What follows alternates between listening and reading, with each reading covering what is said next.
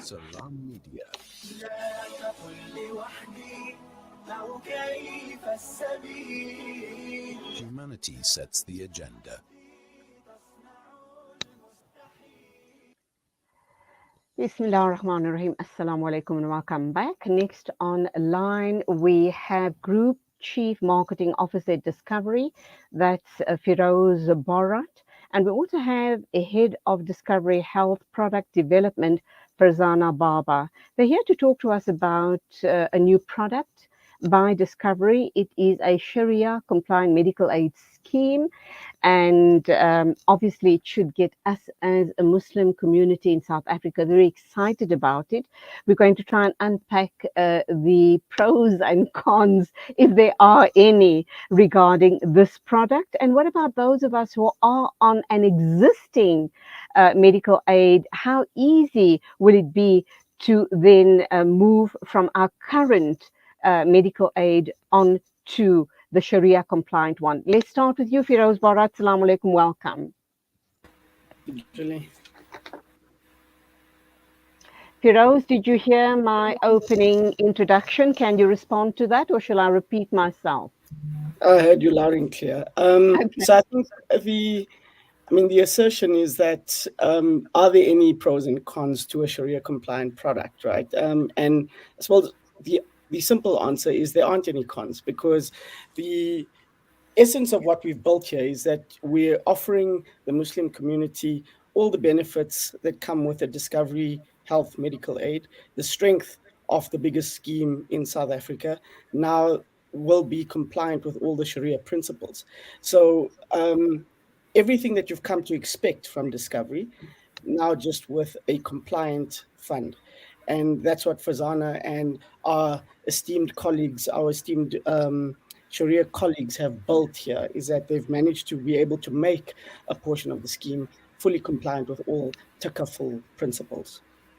Okay, Farzana, how long was this product in development? And I should imagine that lots of role players were involved, role players from the ulama bodies, to guide you guys through this process to get a product that would truly be Sharia compliant.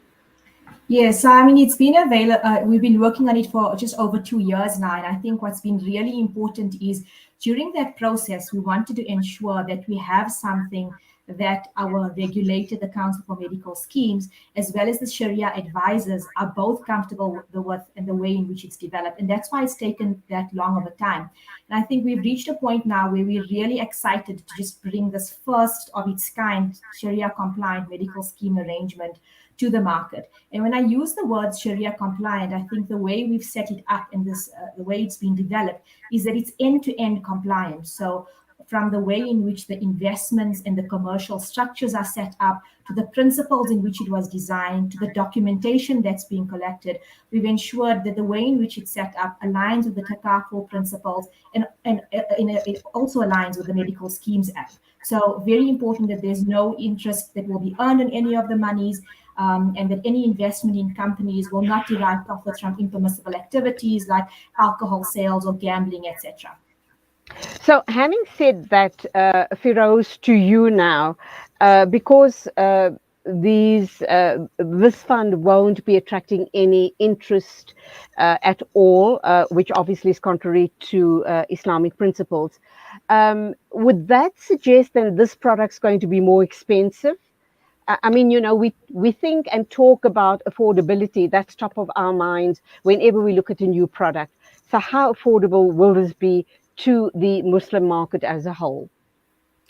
So I think it's very important to begin with the fact that I think you're absolutely right. I mean, affordability, particularly in the South African context, is paramount. And Discovery has always been thinking about how do we make access to affordable private healthcare available to all people in South Africa. Obviously, the context of the country means that there's a large number of people that are excluded from this, right? And beyond just the Sharia product, we're working on a number of other options that are available to lower income communities. However, coming back to the Sharia product, it is in no way any more expensive than the standard discovery product. So the price points remain exactly the same. As Farzana said, it's just that the investment principles being utilized in order to ring fence the money so that it complies with all of the technical principles, and that's the only real change. It's from end to end, it is fully compliant. However, the price point to the community or to anybody who chooses to take the Sharia product, and it's important to mention that anybody can take it, not just a Muslim person, will not pay a cent more than what they would pay on a standard Discovery Health product. So what happens, either you or Farzana can respond to this next question. I'm currently on a medical aid scheme with my company. I've been with them for over 20 years. It's a very good scheme. It is being administered by Discovery. If I want to move to the Sharia compliant product, are there going to be any fees over and above what I'm paying currently? Will there be some sort of a service or a surplus charge? Will I still be enjoying the same product as I have been enjoying for the past 20 odd years? Will anything change at all as far as my current medical aid is concerned? So I think the beauty of the way in which it's set up is that your existing plan that you're currently on. So if you're on a saver plan, or if you're on a comprehensive plan, you will now have access to a Sharia compliant arrangement at the exact same price for the exact same benefits.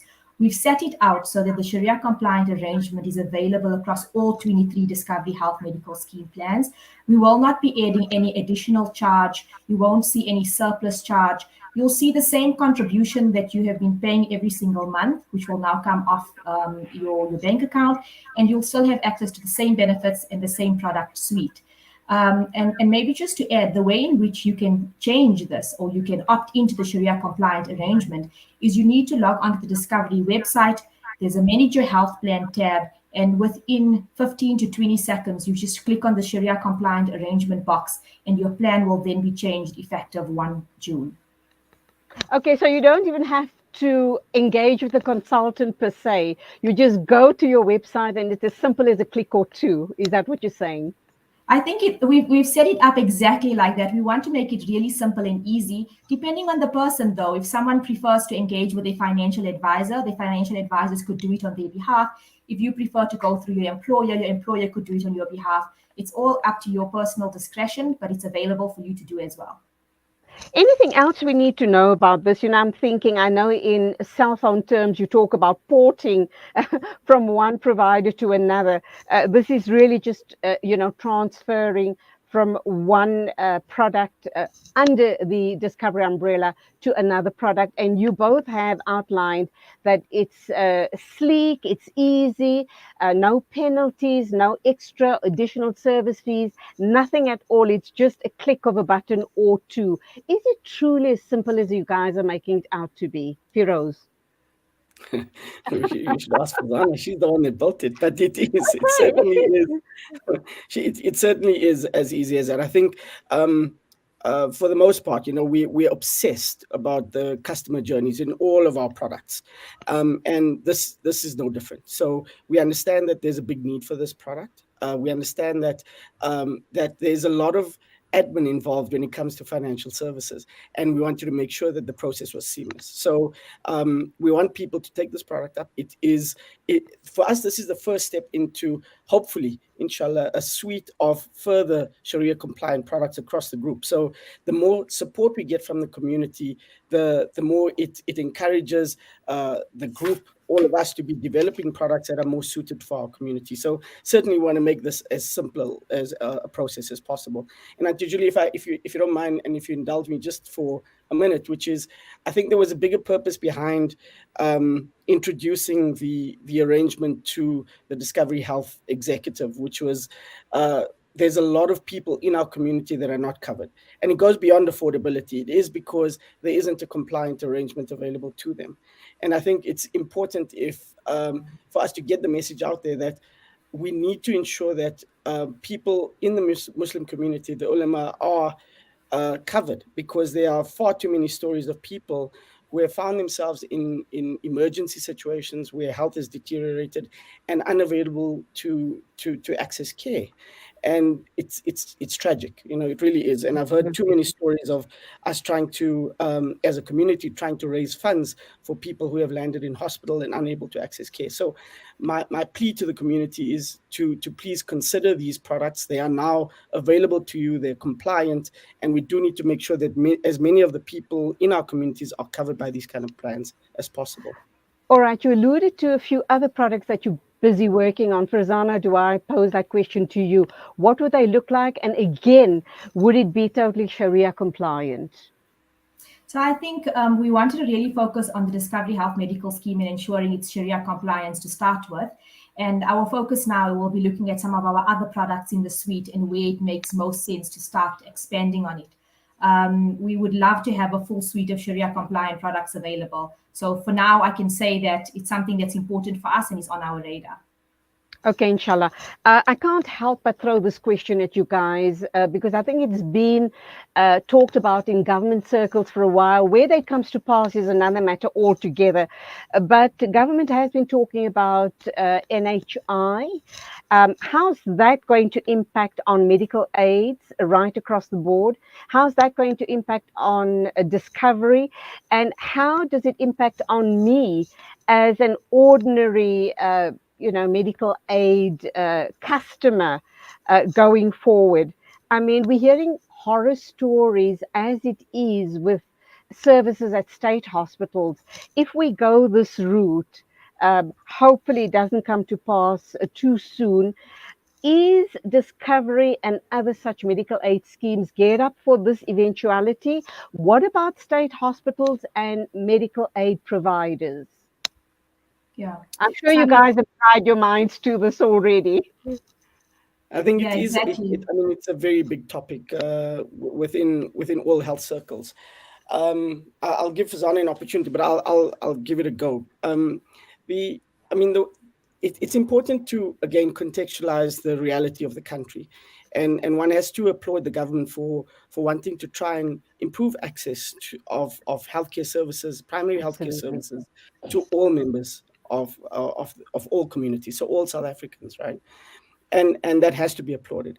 I think there's a lot of engagement that's currently going on, and I must say that the government's engaging private sector quite actively in order to get opinion, in order to get views from health insurers and the likes, to make sure that whatever gets designed over time is fit for purpose for South Africa and all South Africans. I think there is a realization that you can't do this purely as a public sector play or purely as a private sector play, which is kind of poles apart. And I believe that a working solution where you've got the public and private sector coming together to lend expertise and drive scale that drives access for all South Africans is a real possibility. It's too early for us to speculate what that would look like. But I'm encouraged certainly by the level of engagement that we as Discovery Health have had together with government for us to see a path forward to a better solution for access to all South Africans. I think it would be a travesty if we were to just stay in a very polarized environment like we are right now. Absolutely. Now, we do know that in the UK, this system, NHI or NIH, has been running very successfully for decades. They have been hitting problems like other economies all around the world, and they too have to re-look at their current plan. So Farzana, going forward, being a product developer, how have you been applying your mind to this possibility or this eventuality in 5 or 10 years' time? Does that then suggest that private medical aid clients like myself would be possibly harder hit? Would I be paying a higher premium to subsidize people in lower income groups? How are we seeing this, how's this all going to be looking like and panning out? So you touch on a really, really important point. And I think this is something that Discovery is looking at every single day, irrespective of NHI. we're really concerned about keeping medical scheme contributions affordable. And I mean, we've got a number of task forces and committees that literally sit together to say, okay, how can we ensure affordability? How can we ensure contracts and arrangements and products and benefits that are designed in a way to continuously increase affordability across the market? If you think about the impact of NHI and you think about how this is going to look like in 5 and 10 years time, and how this is how medical schemes will change, I think for me it's about looking at what's happened through COVID. The public and private have come together so strongly and have created such a strong partnership for our country.